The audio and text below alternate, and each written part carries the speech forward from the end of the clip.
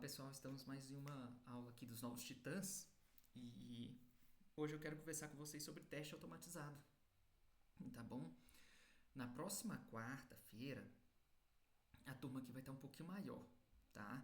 A gente vai ter a Pamela que vai ensinar vocês, eu vou passar para vocês um documento do que vocês têm que preparar para a quarta-feira, tá?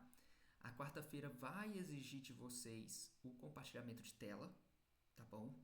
Porque a Pamela vai passar, além das ferramentas que vocês vão instalar nos próximos dias aí até quarta-feira, deixar pronto, tem um pequeno teste que ela já coloca no documento tutorial dela. Na quarta-feira ela vai aprofundar nesses testes automatizados, tá bom? Então nós precisamos que vocês iniciem na quarta. A turma vai ser maior porque, além da Pamela que vai estar aqui, pode ser que entre outras pessoas da Nix também. Por quê? Na Nix, atualmente, quem cuida do teste automatizado lá é a Pamela. Mas a gente vai colocar todos os desenvolvedores para testarem também. Todos os desenvolvedores vão ter que fazer os testes automatizados. Como isso funciona? O desenvolvedor faz a tarefa dele e já faz o teste automatizado. Aí vem a pessoa de QA e checa se tem que colocar mais coisas naquele teste. Você entendeu? Cobrir outras áreas que ficaram faltando, fazer alguma documentação que for necessária, ver se o jeito como o desenvolvedor fez o teste automatizado está fazendo as devidas coberturas que deveria para o projeto, esse tipo de coisa. Então vai ser importante que todos os desenvolvedores comecem a fazer mesmo. O avião azul do Ravi tá aqui. Ah, tá. Fecha aí para mim, por favor. Então vai ser necessário ter essa atenção aí na hora da criação dos testes, tá? Essa coisa de criar os testes automatizados é uma coisa bem difícil de colocar na cabeça do desenvolvedor que ele tem que fazer também, tá bom? É bem comum o desenvolvedor enviar sem o teste automatizado. É bem comum quando a gente entra numa empresa de desenvolvimento enviar sem o teste automatizado. O maior problema que nós temos nisso é porque o desenvolvedor, ele enviando sem o teste automatizado, ele ainda não faz todos os testes que deveria, tá? Então, essa é a parte ruim desse processo de não fazer testes. Então, assim, na verdade, quando você vai entregar uma coisa, você vai enviar o seu código para Ready to Review, o ideal é que você já tenha testado aquilo ali após a conclusão em pelo menos 3 ou 4 ambientes. Tá? Então, você testou a mesma coisa 4 vezes antes de ir para o Ready to Review. Então, olha, você testou na sua máquina, viu que está funcionando. Aí você envia para um ambiente de teste, você viu que lá está funcionando, tá bom? Aí, lá nesse ambiente de teste, você vai fazer outros testes mais de estresse, assim, fazendo outros cenários. Por exemplo, quando você fala assim, ó, a idade tem que ser maior que 18. Aí, o que você vai testar? Você vai testar o 18 e o 19 e o 17, sabe? Os extremos. Então, você vai fazer vários testes testando os extremos quando está nesse ambiente. Então, vai umas 3 ou 4 vezes até chegar lá para a produção. Aí vai cair para a pessoa de teste vai testar também, esse tipo de coisa. E aí hoje o que a gente tem? É muito comum a gente ter os desenvolvedores que eles simplesmente vão jogando as tarefas para frente. Olha, concluí, eu olhei aqui na minha máquina, funcionou, mando para frente, nem olho num ambiente remoto, tá? E aí esse é o ponto que o fazer os testes automatizados ajuda tanto a agilizar o processo de teste, quanto para a gente ter a cultura de qualidade dentro do projeto. Outra coisa, os projetos de vocês vão crescer. Hoje vocês estão no 6º exercício. O projeto de vocês vai chegar até o 20. E vocês vão começar a mexer no Docker, no sei o que, nas ferramentas, vai colocar outras instalações, outras coisas lá dentro da sua ferramenta. Como é que você vai garantir, quando você estiver no exercício 15, que o 1, o 2, o 3, o 4, o 5, todos estão funcionando? Como é que você vai testar todos quando você fizer o exercício 15? É um tempo muito custoso, vocês vão ficar aí um tempão testando manualmente, exercício por exercício, todos os cenários possíveis desses estresse, até você falar, olha, o 15 tá beleza, porque alguma coisa você pode fazer que pode interferir. E é por isso que o teste automatizado ajuda. Se você faz o teste automatizado de todos os exercícios até o 15, quando você fizer o 16, você só vai rodar o teste automatizado e ele vai testar todos para vocês em 5 minutos. Tá? Então, essa é uma vantagem. Você começa a ter mais certeza daquilo que você está entregando. Olha, o que eu estou fazendo mantém o sistema ainda funcionando. Tá? E aí, assim, dentro dessa parte de qualidade, de software, a gente tem várias coisas, tá, gente? Tem gente, por exemplo, olha, a gente está com um projeto aqui que o pessoal quer lançar em produção no dia 12. Nós já passou por todo o processo nosso de teste. Aí o cliente foi fazer teste lá agora, tá na mão do cliente há 2 meses. Mas o cliente foi fazer teste agora, 3 dias, né? Foi na quarta-feira, olha, é pro dia 12, terça-feira. Menos de uma semana antes de entrar com o negócio em produção, o pessoal começou a fazer teste. Olha o cenário que ocorreu. Ocorreu que eles testaram um perfil de usuário lá, que uma parte do sistema não funciona, a gente nunca colocou isso como um critério também, mas eles precisam que esse perfil de usuário funcione. Tá? De certa forma é um bug, não bug. É uma funcionalidade, mas entendeu? É uma funcionalidade, mas ele queria que isso funcionasse. Só que se ele tivesse testado há 2 meses atrás, quando a gente entregou, ele já teria descoberto isso, a gente teria resolvido e estaria tranquilo pro deploy. Olha o que aconteceu. O cara reportou isso na quinta, o desenvolvedor fez na sexta, entendeu? Olha a correria. Oi. Tá, depois, deixa eu acabar minha reunião primeiro. Vai lá brincando com outra coisa. Você tem seu avião preto, cadê? Ele não tá falando mais comigo. Não, vai treinando lá fora. Ou você quer ficar aqui comigo na aula? Tá, então fica aqui comigo na aula, tá? Por quê? Porque eu tô dando aula, amor. Depois o papai vai lá fora. Lembra que eu falei com você que o papai tem que terminar da aula, a gente vai papai e depois ir pro parque? Então posso levar isso aqui num junto ali? O quê? Isso aqui para fazer avião de papel. Lá no parque? Posso levar. Vai lá brincando. Não entendi então não. Aí, ó, dá oi pro pessoal aí, ó. Escondeu. Caraca, é um mini de mar, velho. Que isso? O Mini Edmar. Ele falou que você é um mini Nossa, papai. Ele riu. Fala se você é um mini papai. bom dia. Você é um mini Hum, papi. Você quer ouvir eles? Bom dia. Aqui, ó. Olha, é esse aqui é pra verdade mamãe. que dizem, né? A mãe carrega 9 meses e vem a cara do pai, velho. Biologicamente, isso está correto. Tem que vir com a cara do pai para o pai não abandonar. Que isso? Sério, depois ele vai ficando com uma cara mais na mãe. Às vezes. Às Às vezes. vezes. Nossa, deve ser muito difícil pra mãe. A Amora nasceu a cara da mãe. Aí eu falo isso pra Lili, né? Eu falo assim, né? Porque o primeiro filho, o risco era você de abandonar. Agora que é o segundo. Vai com a Gente. Ai, ai. O- Mas aí, assim, aí continuando o teste, então, assim, olha pra você ver, o desenvolvedor fez na sexta, então tá vendo? A complicação, a gente vai furar todo o processo de teste. Não tem como, vai furar, tá? Pra chegar em produção na terça-feira, a gente vai furar. Em prol do quê?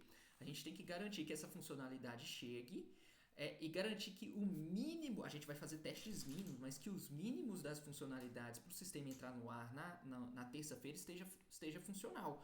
Porque se a gente encontrar algum bug depois, quando a gente fizer os testes mais detalhados, esse tipo de coisa, a gente ainda possa mandar o que a gente chama de um hotfix para corrigir. Tá? Ou seja, a gente tem um protocolo para seguir. Mas por conta dessa situação de prazo, não vai ter como a gente seguir todo o protocolo. E aí a gente tem um outro modelo para poder fazer. Nesse caso, vamos testar isso aqui. Vamos liberar, pedir para que eles continuem os testes deles enquanto a gente vai continuar mais testes internos. Tá? Então tem um processo que a gente vai seguindo isso. Isso tudo faz parte de qualidade de software. Tá bom? Então isso, a Pamela, ela vai vir na aula de quarta-feira, tá? Onde esse ambiente de vocês, esse software de vocês vai ter que estar instalado e ela vai começar a dar dicas. Só que assim, ela vai dar uma aula, gente, de 10, 15 minutos. E vai pedir para vocês fazerem na hora, na prática, e começar a tirar a dúvida de vocês. Tá bom? Então não vai ser uma Mas aula. aonde que vai ficar esse material que a gente tem que preparar a máquina? Que tem que preparar a máquina. É um documento, um PDF que ela fez, tá? E aí eu vou mandar para vocês ele agora. Eu vou mandar lá no chat, tá? E dentro da hora que eu subir esse... Eu vou ver se não tá muito grande o chat, o negócio, mas qualquer coisa eu coloco... Vou ver se eu coloco um link público do Drive dentro dessa gravação do vídeo também, alguma coisa nesse sentido, tá? Para qualquer um poder acessar, e eu coloco, quando eu colocar no YouTube também, eu coloco o link pro documento, tá?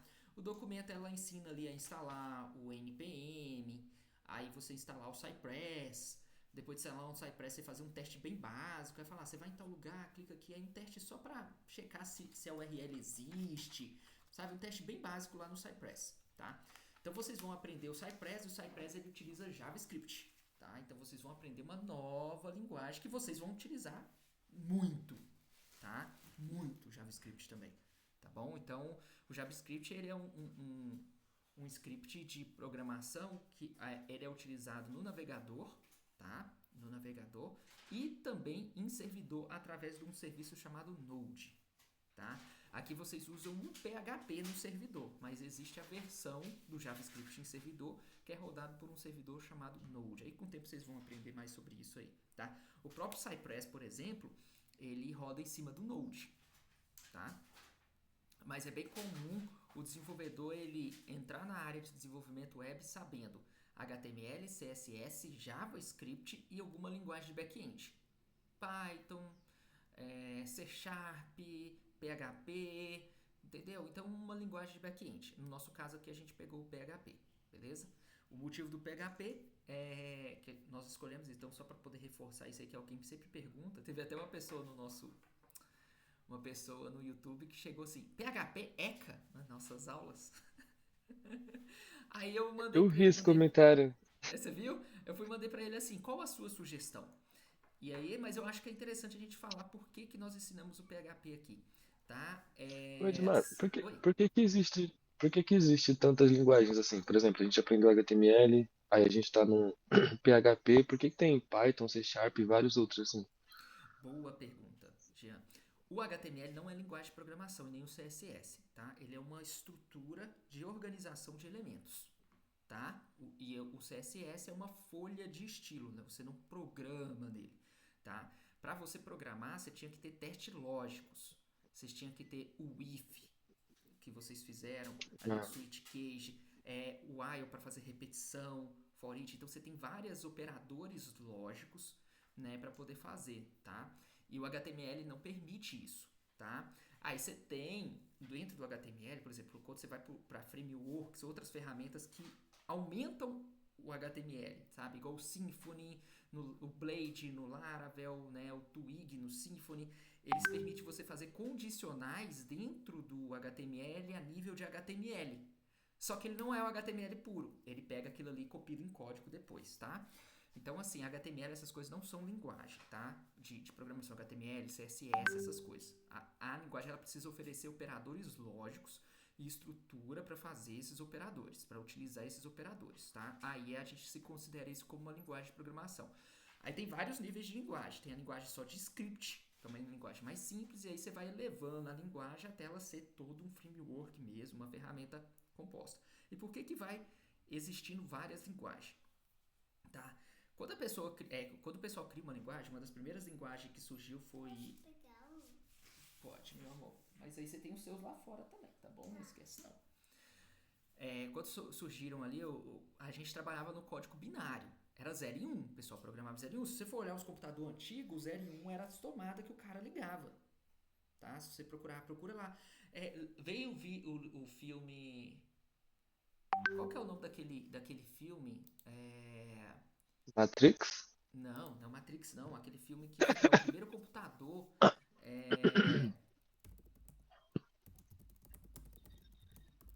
O filme é muito conhecido.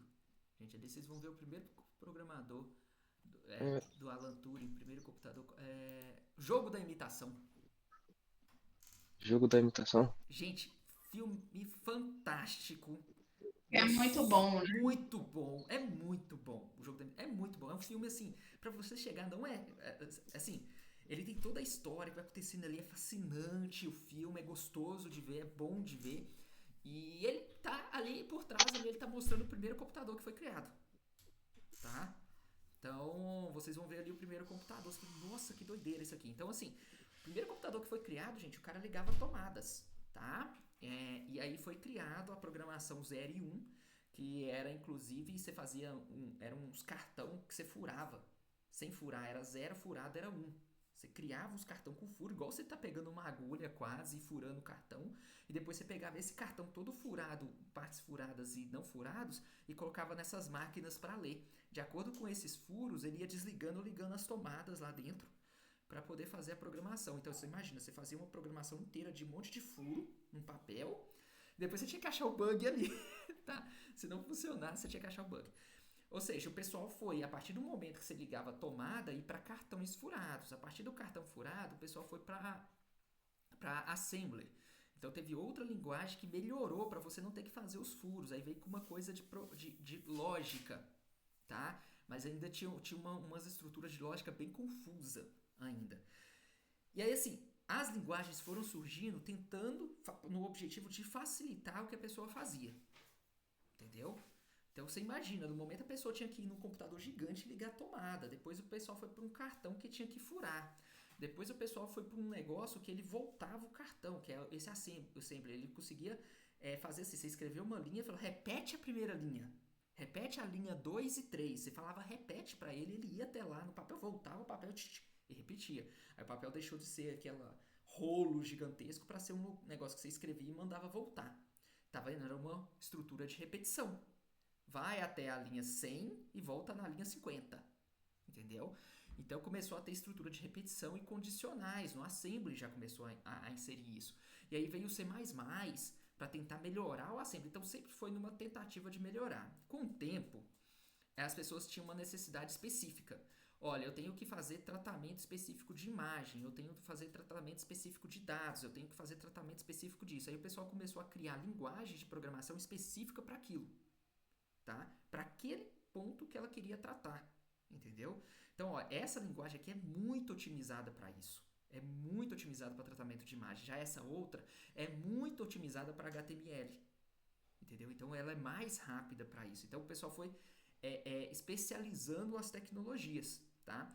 De repente começou a vir, gente, os celulares, tá? Os celulares antigão, tô falando aqueles antigão que exigiam uma nova linguagem para aquele dispositivo. De repente hoje a gente já tem geladeiras inteligentes, que a gente fala as tecnologias embarcadas. Eu posso ter uma caneta inteligente hoje. Para as tecnologias embarcadas, como é que eu vou colocar um código inteiro ali dentro? Ele tem que ser muito otimizado. Então foi surgindo cada vez mais linguagem para otimizar isso, com esses desafios. Tem gente que está em locais remotos que não tem acesso à internet direito. Qual linguagem de programação que permite eu trabalhar sem a necessidade de uma internet? Tá? Então essa necessidade, o PHP ele exige de um servidor local host, vocês criam lá. Então não é interessante a gente rodar um PHP em um local que não tenha internet. A gente vai usar uma outra tecnologia, uma outra linguagem para isso. Isso foi fazendo. E teve uma questão também de concorrência. Tá? A Microsoft ela vai crescendo e vai querer ter a linguagem dela para concorrer com outra linguagem, com Delphi, com não sei o quê, porque eles querem que a pessoa use a tecnologia da Microsoft para reter o pessoal dentro da tecnologia dela. Então você ainda tem o surgimento das linguagens por concorrência. Elas querem resolver um problema sim, mas elas também querem trazer os desenvolvedores para ela para fidelizar a tecnologia. Se mais gente desenvolver usando a tecnologia da Microsoft de código, mais pessoas vão usar o Windows. Mais pessoas vão usar os servidores da Microsoft, tá? Então, por isso foi abrangindo em um grande número de linguagens, tá? E aí algumas ficaram para trás mesmo, algumas ficaram, outras morreram, começaram e morreram, tá? Tem um script para jogos que é brasileiro, é uma linguagem brasileira chamada Lua, muito utilizado em jogos. As empresas de games de jogos tudo utiliza esse tipo de script, a maioria utiliza. Foi criado por desenvolvedores brasileiros, tá? Que utilizam e que é já usado hoje no mundo inteiro, tá bom? Então é isso. Aí a gente fica doido em qual as tecnologias que a gente tem que aprender, tá? O que eu falo para vocês, se vocês precisam de aprender HTML, ali a estrutura de HTML, aprender o CSS, aprender o JavaScript, que a gente vai entrar no Cypress, utilizar o JavaScript dentro do Cypress, mas vocês vão utilizar o JavaScript dentro da página de vocês HTML também, tá? Vocês vão ter exercícios para isso. JavaScript e uma linguagem de back-end, tá? E o banco de dados. Beleza? Você utilizou aqui esses 5 recursos aqui, gente. Os outros apenas derivados desses, tá? Eu vou trabalhar numa empresa que vai usar Python. Olha, você vai conseguir levar a sua lógica de PHP e aprender o Python, tá bom? Eu vou trabalhar numa empresa que vai usar Go, que também é uma linguagem back-end. Você vai fazer aqui no PHP, você vai conseguir migrar o seu aprendizado para Go, tá? E por que nós optamos pelo PHP? Querendo ou não, 80% da internet é PHP, tá? 80% da internet aí dos que roda sites e essas coisas que quando você está navegando, tá rodando um PHP ali, por trás, tá? Então, assim, é muito utilizado, tem muita tecnologia, tem muitas ferramentas feitas em PHP. É muito mais fácil quando vocês terminam o Titãs pegar um freela em PHP do que pegar um freela em Node, tá? Por quê? Olha, só para você instalar um servidor de Node, gente, para rodar um Node ali correto e você usar um ambiente de teste dentro de um servidor, você vai gastar aí mais ou menos por mês aí uns R$ 70 por mês, tá? 50, R$ 70 por mês. Um servidor de PHP, você paga R$ 30 por mês e você roda lá dentro uns 50 sites. Tá vendo a diferença? Aí como é que você tá chegando, o Jean tá chegando no mercado de trabalho, querendo fazer os primeiros freelas, mostrar os negócios dele, o que é melhor? Entendeu? Eu pagar um servidor de R$ 30 por mês e começar a colocar meu portfólio, as coisas que eu faço lá dentro, para poder mostrar ao pessoal que eu posso colocar 50 sites lá dentro, ou ter que ficar pagando servidores de Node que é 50, R$ 70 por mês para um único serviço. Entendeu? Então, assim, é muito mais fácil a gente fazer para isso. É muito mais fácil a gente fazer uma escala e ter vários clientes, 50 clientes pagando um servidor de 30 do que ter um cliente pagando um servidor de 70. Vamos dizer que você, o Jean ali, ou a Letícia ali, tem uma ideia de fazer um site. Olha para vocês têm uma ideia de fazer um site para a faculdade, para usar na universidade, para pesquisadores na universidade, para pedagogos, tá? É muito mais fácil. Olha, se você cobra R$ 5 de cada pedagogo ali por mês para eles terem aquela ferramenta sua utilizando, se você tem um servidor que consegue usar 50 sites, aquele mesmo site replicado, aquele mesmo sistema replicado 50 vezes, você vai ganhar 250 por mês e vai pagar R$ 30 o servidor. Deu para entender? Você vai ganhar 250 e vai pagar 30. Você cobrou R$ 5 só do pedagogo. R$ 5. Agora imagina algo disso em Node. Tá? Você vai ter que fazer uma estrutura muito boa ali, o negócio, ou você vai ter que colocar o pedagogo em um servidor que vai estar rodando no valor de R$ 50. Você vai ter que pedir o pedagogo para pagar no mínimo R$ 70 por mês. É mais fácil fazer ele pagar 5 ou ele pagar 70. Tá? Então, assim, a não ser que você faça uma estrutura de Node ali que permita várias pessoas usarem o mesmo sistema em Node, tá? Aí é uma outra coisa, é uma outra arquitetura de software que você faz e várias pessoas acessam para você conseguir cobrar dele só R$ 5, só R$ 10, tá bom? Então, por esse motivo, nós ensinamos para vocês PHP, porque é mais fácil ao terminar os Titãs vocês conseguirem um freela, conseguirem um trabalho. Ah, mas gente, mas Node paga mais, Python paga mais. Tá, mas eu quero um emprego quando acabar os 6 meses, entendeu? O que adianta pagar mais, só que você vai ter que treinar e aprender durante 1 ano ou 2 anos ainda, entendeu? Aí você vai ter que conseguir a vaga de emprego. Eu gostaria que vocês terminassem os Titãs já fazendo freela pra fora e já fazendo enquanto vocês não conseguiram um emprego fixo, CLT, que se vocês consigam já fazer um freela pra fora e conseguem fazer da casa de vocês, com o computador que vocês têm, com a estrutura que vocês têm, tá bom? Então é por isso que nós escolhemos o PHP, beleza? E aí eu falo assim também, a linguagem boa é aquela que paga suas contas. Tá?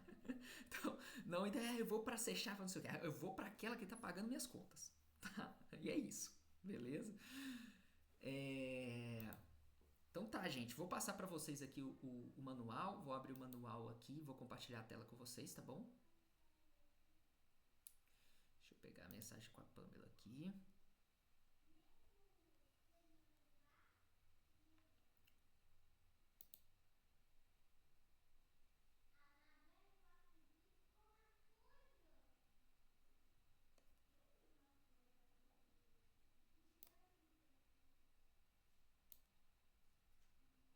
Vou deixar o board aberto aqui também. Tem que abrir o board em outra aba aqui, peraí.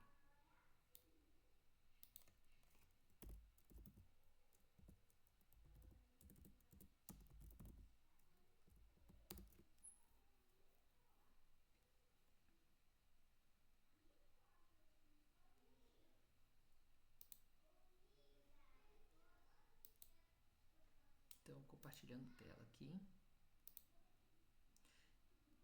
Isso aqui, pessoal, vai ser atividade para vocês. A gente pode colocar isso até nesse momento no novo card lá no board, tá? Para fazer isso aqui que eu vou passar para vocês. Para vocês chegarem na quarta-feira com isso pronto, tá?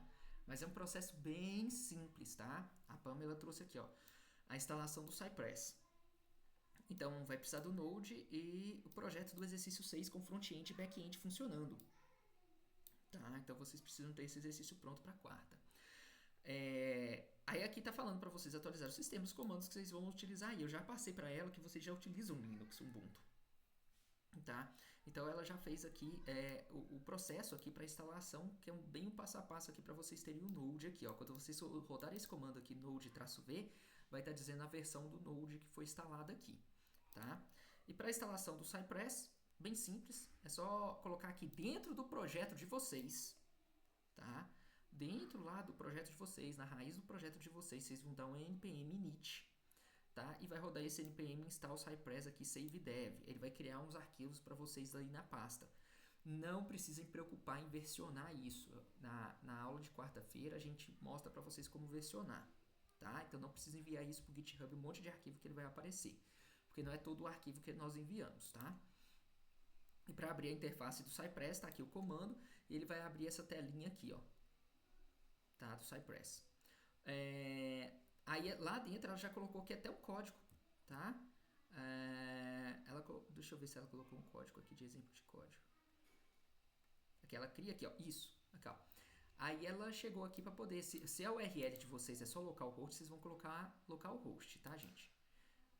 Tá lasqueira, peraí, fechei o negócio. Só um minuto.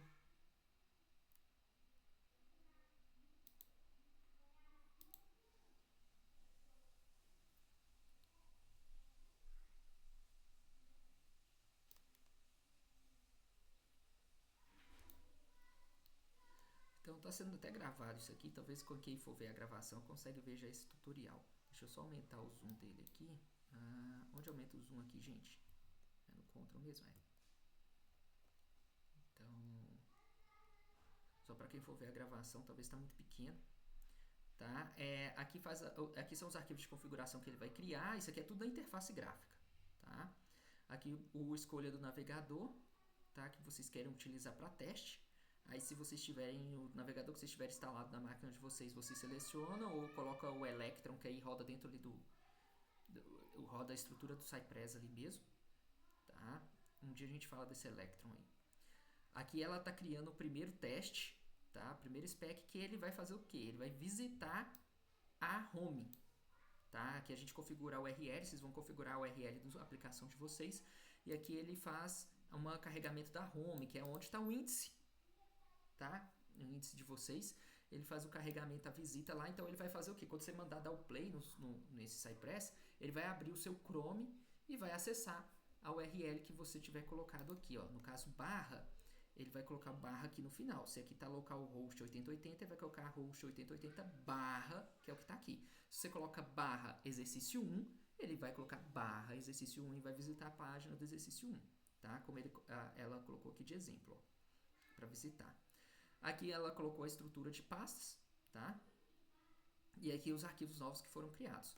É isso. Aqui é um setup simples, que não é os testes em si, tá? Então, qual que é a tarefa de vocês até quarta-feira? É fazer esse setup, fazer esse tutorial, tá bom? E depois de fazer esse tutorial, vocês, se quiserem, dá uma estudada no Cypress, ver alguns exemplos, alguns vídeos na internet, é aquela coisa onde você viu o conteúdo e você dá uma aprofundada nele, ver o que o pessoal está ensinando a mais relacionado ao Cypress. Após essa conclusão do estudo, vocês vão chegar na quarta-feira, onde vocês já podem talvez já vir com alguma dúvida ou já vão aplicar, fazer o exercício na prática mesmo, junto com a Pamela. Tudo bem? Dúvidas? Sim. Sim. Tá. Então, beleza.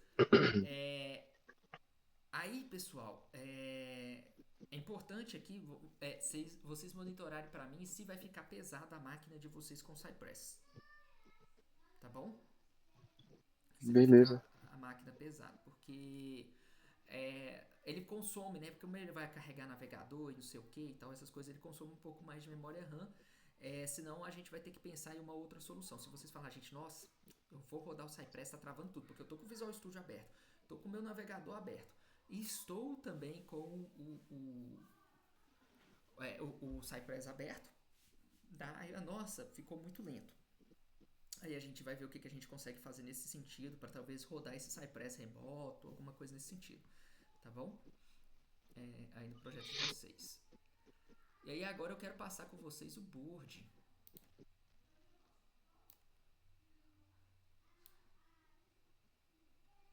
Tá bom? Então, ó, as tarefas aqui estão várias tarefas aqui para teste. Parabéns para vocês aí, tá, pessoal? Tá movimentando bem mais rápido os cards aqui dentro. O Jean movimentou aqui o exercício 6. Jean, eu voltei o seu exercício 6 para trás quando você movimentou para o Retro Review, porque você tinha duas tarefas bloqueadas em review. Tá?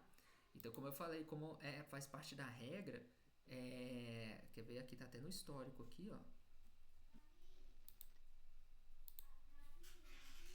Tá carregando aqui, não?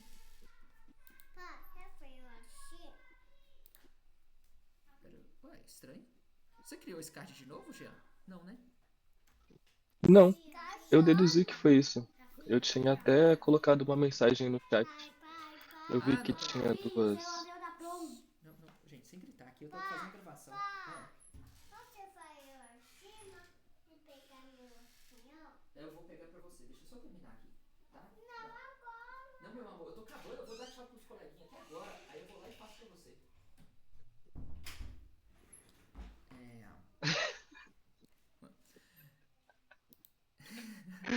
Tá rindo o que aí? Eu vou dar tchau pros coleguinhas agora, foi a mais. Foi melhor. Gente. Ai.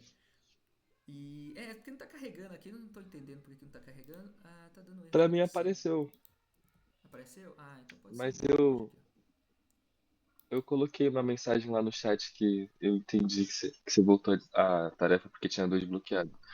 Aí Isso. eu me atentei, bloqueei, acho que foi ontem à noite, e arrumei. Ah, beleza. Então é isso. Era só pra poder relembrar dessa regra, tá? Então, eu não sei se a Letícia viu a gravação. Deixa eu ver se é essa aqui. Não, eu não vi não. Essa parte não. Eu já dei acesso para vocês à lista de presença aqui, ó, que é essa aqui. Então vocês estão como editores aqui.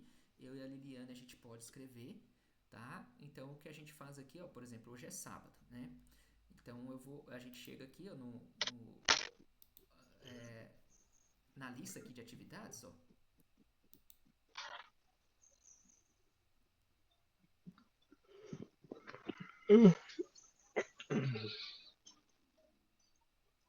Beleza. E aqui eu procuro pro Ready to Review. Ó.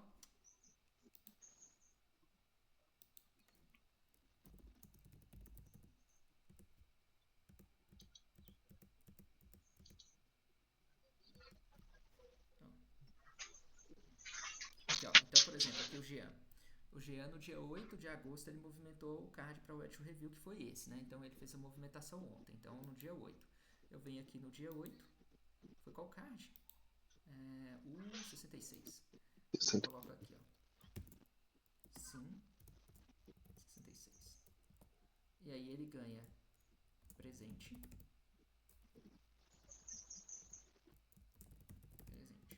Que sempre vale para 2 dias. Né? E eu continuo fazendo aqui, ver se tem mais alguma coisa para o Ready to Review aqui, ó. Então aqui foi o Edmar que moveu de Ready to Review para Review, então não conta. Quando tá o meu rosto eu pulo fora. Aqui, ó, o card 64 foi movido no dia 7. Aí deixa eu ver se o 64 já tá aqui. Ah, o 64 tá aqui. Então eu já cheguei no último do dia. Então eu coloco aqui não. E aqui também não. E aqui é falta porque teve sequência, tá? Então é sempre 2 ou mais, vai gerando falta consecutiva aqui, né? 2 ou mais não aqui, vai começar a gerar falta consecutiva. No caso, ele recebeu o presente aqui porque ele movimentou o card, tá? Aqui e recebeu já para segunda. Então ele só tem que movimentar novamente na terça-feira um novo card para continuar tendo a presença aqui. Se ele movimentar no fim de semana, tá? A gente coloca aqui, ó. Nem lembro qual era o texto, acho que era mover o card, e aí eu coloco o número, por exemplo, 67, tá? Acho que era isso. Não era isso não. Depois vou olhar qual que é a palavra que eu coloquei aqui, porque tem uma condicional no item que ele chega aqui e abate daqui, tá? Fica com ele vai diminuindo. Se você faz entrega de cards no fim de semana, ele vai diminuindo a entrega dos cards aqui. Aí é essa a lista de presença, tá, gente? Que nós fazemos aqui, tá? Alguma dúvida? Pelo que eu tinha entendido na aula passada, se eu fizer a entrega de algum card movimentado durante o final de semana, ele remove uma falta que eu tenha tido.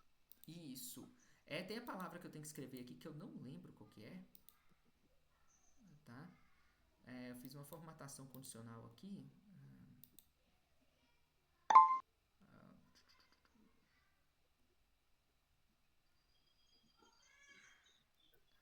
Ó. Agora aqui, ó. 60, vamos supor que fosse 67. Isso mesmo, ó. Tarefa feita. Aí Davi, mas agora, tô falando desde de manhã pra ele parar, por favor. Tá, espera um pouquinho, deixa eu terminar minha aula, Eu tenho ainda. tá bom? Aí aqui, ó. Aí tarefa feita aqui, ó. Aí ficou com 2, tá vendo? Então, se você tem que fazer a tarefa, a gente coloca aqui. E aí ele vai diminuindo ali nas faltas. Beleza? Entendido. Então, gente, acho que era isso. Alguma dúvida? Eu vou mandar esse documento para vocês no nosso chat. Tá? A tarefa de vocês que vocês vão criar agora é fazer esse setup. Tá? Essa tarefa vale como presença? Vai valer como presença. A gente não conta a tarefa de setup em ambiente como presença. Tá? A gente vai contar nesse aqui porque é novo. Não doeu. Não doeu? Acabou de cair do patinete dele aqui na minha frente. Do meu lado, na verdade.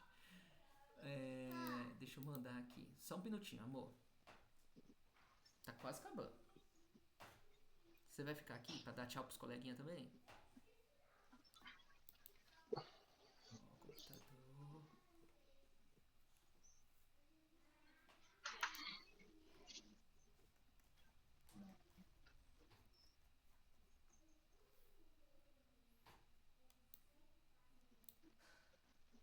Não, deixa eu mandar lá no General. Tá, que se caso outra pessoa precisar de baixar, porque tem o Alisson aqui que assiste às aulas aqui também.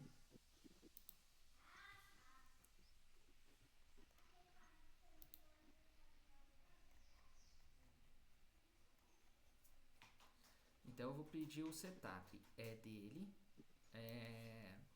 do Cypress ele já ser versionado, tá? Mas o versionado eu não quero que vocês se preocupem muito agora não. Quando vocês fizerem a instalação e aparecer um monte de arquivo, vocês vão fazer aquele git status e vai mandar uma foto pra gente que a gente fala pra vocês quais os arquivos que vocês vão versionar e qual que não vão versionar, porque nem não é todos os arquivos que é versionados, tá?